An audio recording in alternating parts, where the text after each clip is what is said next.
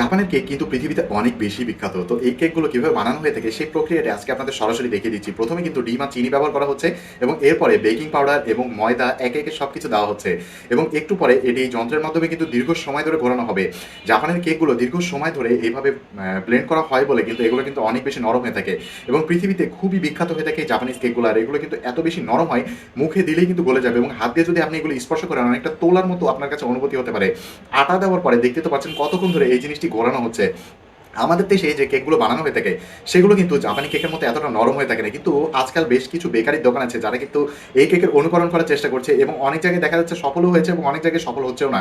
তো দেখতে তো পাচ্ছেন ছোট ছোট আকৃতিতে কিন্তু এই কেকগুলো বসানো হয়ে থাকে এবং একটা নির্দিষ্ট সাঁচে বসানোর পরে এই কেকগুলো বেক করার পরে কিন্তু এতটা নরম হয়ে থাকে। এই কেকগুলো খেতে কিন্তু অনেক বেশি সুস্বাদু এবং এই কেকগুলো যারা বানিয়ে থাকেন তারা কিন্তু অনেক দক্ষ হয়ে থাকে এবং তারা কিন্তু এই কাজে অনেক বেশি পারদর্শী এবং তারা প্রতিদিন এত বেশি পরিমাণ কেক উৎপাদন করে এবং এই কেকগুলো এত দ্রুত বিক্রি হয়ে থাকে যে তারা বানানোর পরেও দেখা যাচ্ছে দিন শেষে সমস্ত কাস্টমার কিন্তু কেকগুলো দেখা যাচ্ছে হাতে পেয়ে ওঠে না, কেননা এগুলো বানানোর পরে খুব দ্রুত বিক্রি হয়ে যায়।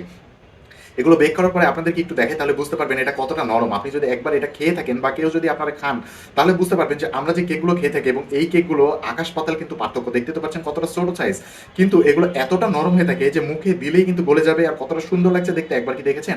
তো ধন্যবাদ সবাইকে এই ভিডিওটি যারা এতক্ষণ পর্যন্ত দেখলেন।